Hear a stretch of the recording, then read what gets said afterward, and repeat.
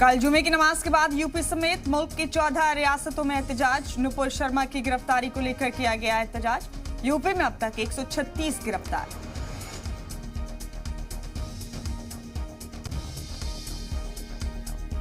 राज्यसभा इंतखाबात में कर्नाटक, हरियाणा और राजस्थान के नताइज का ऐलान। कर्नाटक में बीजेपी को 3 और कांग्रेस को 1 सीट। हरियाणा की 2 में से 1 पर बीजेपी और 1 पर आजाद उम्मीदवार की जीत। राजस्थान में कांग्रेस को 3 सीटें।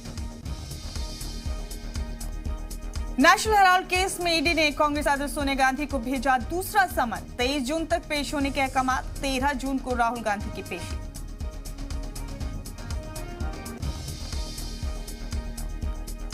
सिंगर सिद्धू मूसेवाला के कत्ल के मामले में दिल्ली पुलिस की स्पेशल सेल का बड़ा दावा। कत्लकांड में शामिल 8 में से 6 शूटर्स की हुई पहचान। गैंगस्टर विक्रम बराड़ के लिए लुकआउट नोटिस जारी।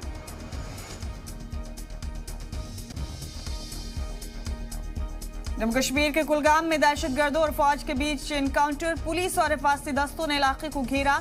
देर रात से जारी है तसादुमारी।